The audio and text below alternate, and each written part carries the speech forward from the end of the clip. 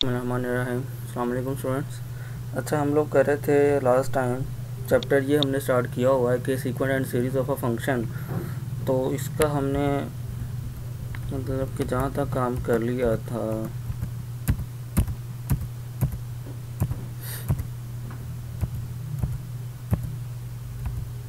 इधर इधर तक हमारा काम हो चुका था। ठीक है, ऊपर वाली डेफिनेशन के अकॉर्डिंग।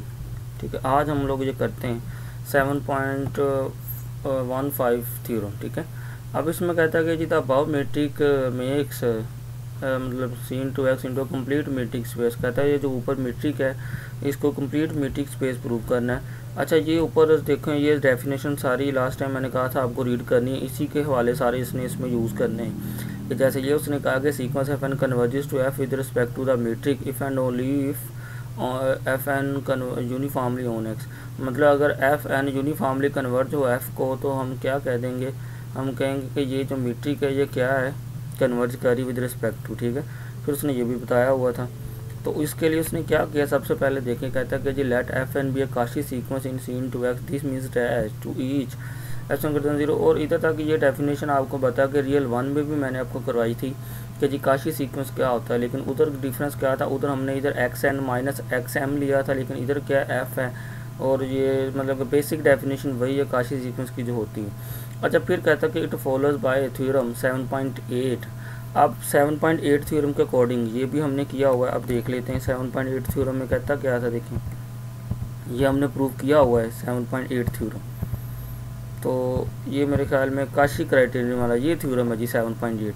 इसमें ये कहता है कि the sequence function f and defined on E converges uniformly on E if and only if epsilon greater than 0 there exist n integer n such that m greater than equal to n। This implies that, मतलब इसमें हमने ये prove किया था कि अगर F N uniformly converges uniformly है तो ये चीज़ होगी f n into x minus f m into x. ठीक है, तो फिर हमने ये सपोज करके वो यूनिफॉर्मली कन्वर्जेस प्रूव किया था। अब इसका उसने हवाला दिया है, देखें इस थ्योरम में आपने पेपर के अंदर अगर आ जाता है, आपने ऐसे नहीं लिखना इसको, आपने वो 7.8 जो थ्योरम है उसकी स्टेटमेंट इधर लिखनी है। इधर तो उसने लिखा है ना कि बाय थ्योरम 7.8, तो आपने इधर ब्रैकेट के अंदर वो थ्योरम की स्टेटमेंट लिखनी है, मतलब कि इट फॉलोज डैट।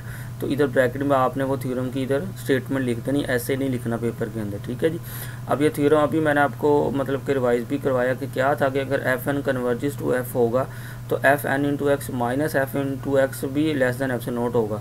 तो इस थ्योरम के मुताबिक कहता है कि that there is a function f with domain X to f which f N converges uniformly. तो कहता है कि अब डोमेन के अंदर एफ वाला फंक्शन हमारा एफ एन कन्वर्जेस यूनिफॉर्मली अगर हो, फिर कहता है कि by theorem 7.12 f is continuous more ever f is bounded since there is n such that f into x minus f n mod less than 1 है। फिर कहता है for all x belong to x and f n is bounded thus f belong to delta into x and since f N uniformly on x we have f minus f n ओ।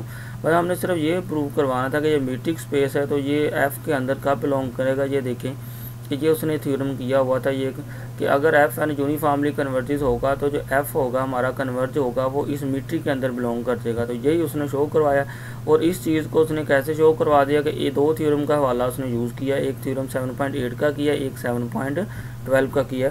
तो 7.12 भी हम लोग कर चुके हैं कि ये था 7.12। ठीक है, कि एक उसने इसका हवाला दिया कि अगर सीक्वेंस कंटिन्यूस फंक्शन हो तो क्या होता है कि then f is continuous on E. ठीक है, एक इसका हवाला यूज़ करते हुए उसने ये दोनों थ्योरम का हवाला करके हुए, ये सिर्फ जस्ट एक ना मतलब कि थ्योरेटिकली काम है, ऐसे थ्योरम पेपर में आते नहीं होते क्योंकि इसमें कोई मैथमेटिकली वर्क नहीं है, सारा टोटली ये थ्योरी थ्योरेटिकली ही है।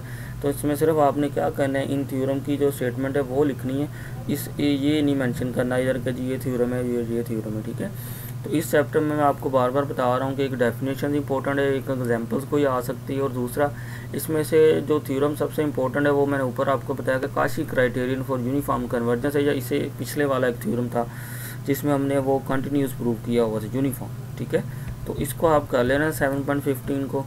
तो लास्ट हम लोग इंशाल्लाह ये यूनिफॉर्म कन्वर्जेंस एंड इंटीग्रेशन इसको करेंगे डिस्कस, इस वाले थ्योरम को।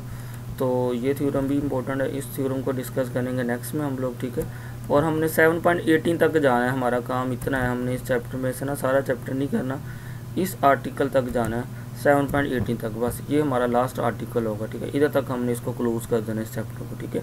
तो इसके बाद मैं सोच रहा था कि जो आपकी असाइनमेंट्स है ना, क्योंकि वो सिलेबस का हिस्सा भी है, तो मैं असाइनमेंट्स वैसे तो आपने सब ने लिखी हुई है, मतलब कि बहुत अच्छी लिखी है, मैंने सबकी असाइनमेंट देखी है, तो ऑलमोस्ट क्वेश्चन सब ने बड़े ठीक किए हैं, मतलब कि सोल्यूशन उसके बड़े इजी वे में ढूंढे हुए हैं। तो मैं आपको ना वो जो असाइनमेंट्स है ना, वो असल में हमारा सिलेबस का हिस्सा ही था, तो आपको असाइनमेंट दी हुई थी, तो मैं उस आपके असाइनमेंट से बल्कि मैं डिस्कस करूँगा उसको, कि जिसकी असाइनमेंट सबसे अच्छी हुई ना, या जिसने उस क्वेश्चन को, मतलब कि आपको क्वेश्चन भी मैं कंपेयर करवाऊंगा। देखो ना, डिफरेंट असाइनमेंट्स है, एक बच्चे ने एक क्वेश्चन को किसी और वे से किया, एक ने और वे से किया, तो वो मैं सबको कंपेयर करवाऊंगा, ठीक है। तो इसके बाद ये चैप्टर जब ख़त्म हो जाएगा हमारा, ये ऑलमोस्ट इस वीक मतलब 2 दिन और 2 लेक्चर इस पर और लगने, 2 या 3 ये लेक्चर ख़त्म हो जाएगा। तो उसके बाद मैं चाह रहा था कि चलो आपको जो असाइनमेंट दी है, वैसे तो वो आपका काम था, तो चलो मैं आपको उसको रिवाइज़ करवा दूँगा। तो उसके बाद हमारा ऑलमोस्ट सिलेबस ख़त्म है, तो आप अपना रिवाइज़ करें, तो फिर इंशाल्लाह फाइनल एग्जाम्स हो जाएंगे, ठीक है। ओके जी, अल्लाह हाफिज़।